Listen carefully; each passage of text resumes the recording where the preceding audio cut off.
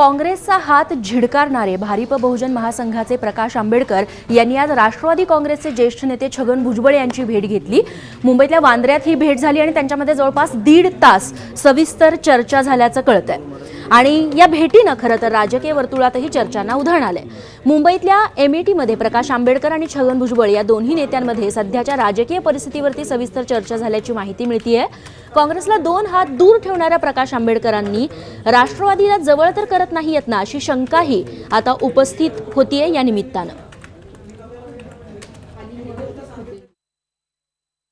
राजकीय तब्येत सांभाळायला आलो तर एवढंच फक्त आहे। नेमकी कुणाची राजकीय तब्येत? दोघांची नाही, आघाडीमध्ये तुम्ही येण्याबाबतची चर्चा वारंवार केली जात होती।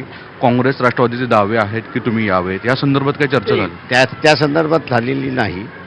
काँग्रेस पार्टीकडे असताना मी प्रस्ताव दिला होता, त्यांनी आम्हाला दोघे एनसीपी आणि राष्ट्रवादींनी आम्हाला दोघांनी प्रॉमिस केलं होतं की प्रतिप्रस्ताव येईल म्हणून।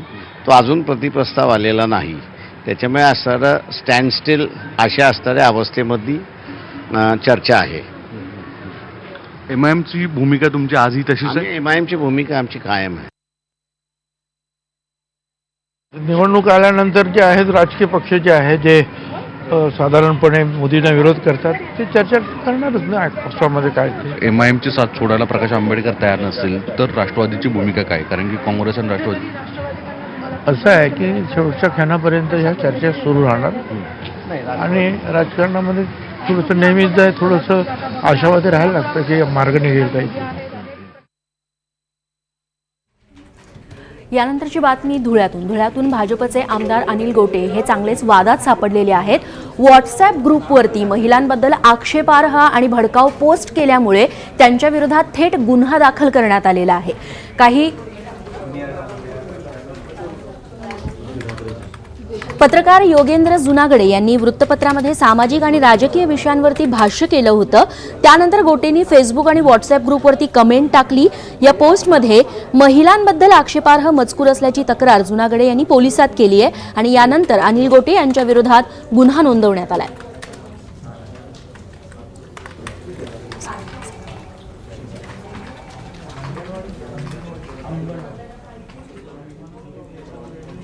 शिवसेनेचे नेते आणि पर्यावरण मंत्री रामदास कदम यांच्या विरोधामध्ये सकल मराठा समाज आहे तो चांगलाच आक्रमक झालेला आहे आणि त्यांना कोल्हापूर जिल्ह्यात पाऊल ठेवू देणार नाही असा इशाराच या सकल मराठा समाजाने दिलेला आहे। छत्रपती घराण्याबद्दल बोलताना रामदास कदम यांनी आब राखून बोलावं तसंच त्यांनी जाहीर माफी मागावी अशी मागणी सकल मराठा समाजाने केली आहे। मराठा आरक्षणाचं श्रेय देताना खासदार संभाजी राजे यांनी कुणाची लाचारी पत्करू नये अशी टीका 2 दिवसांपूर्वी रामदास कदम यांनी केली होती। त्यावर सकल मराठा समाजाने तीव्र आक्षेप घेतलाय आणि रामदास कदम यांनी माफी न मागितल्यास त्यांना कोल्हापुरात पाऊल ठेवू देणार नाही असा इशारा त्यांनी दिलाय। संभाजीराजे यांनी मराठा आरक्षणाचं श्रेय नारायण राणेंना दिलं होतं, त्यामुळे संतापलेल्या कदमांनी संभाजीराजेंबद्दल वक्तव्य केलेलं होतं।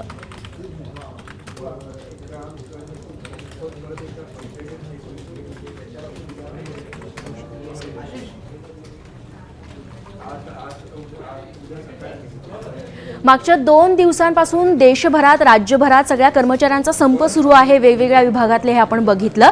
तिकडे त्र्यंबकेश्वरमध्ये आता देवाला देखील या संपाचा फटका बसलाय असं म्हणायला हवं, कारण त्र्यंबकेश्वर देवस्थानातील तब्बल 138 कर्मचारी आहेत ते संपावर गेलेले आहेत। 2 दिवसांपासून सुरू असलेल्या या संपाचा फटका देवालाही बसलाय। नाशिकच्या त्र्यंबकेश्वर देवस्थानातील CITU कामगार संघटनेने हा संप पुकारलाय आणि गेल्या 2 दिवसांपासून हे कर्मचारी आहेत ते कामावर फिरकलेच नाहीयेत। या देवस्थानामध्ये 138 कर्मचारी सध्या संपावरती आहेत। खरं तर त्यापैकी 120 कर्मचाऱ्यांनाच मानधन दिलं जातंय आणि याच मुद्द्यावरून कर्मचाऱ्यांनी संपाचं हत्यार उपसलंय। त्यांचं असं म्हणणं आहे की मानधनाऐवजी त्यांना पगार दिला जावा, चतुर्थ श्रेणी त्यांना लागू केली जावी। दरम्यान हा संप नियमबाह्य असल्याचं दुसरीकडे विश्वस्त मंडळानं सांगितलेलं आहे। कर्मचारी संपावर गेल्यामुळे स्थानिक आणि विश्वस्त मंडळाला मंदिरातील व्यवस्था सध्या सांभाळावी लागते। देशातील 12 ज्योतिर्लिंगांपैकी त्र्यंबकेश्वर मंदिर हे आद्य ज्योतिर्लिंग म्हणून ओळखलं जातं आणि दररोज इथं हजारो भक्तांचा राबताही असतो।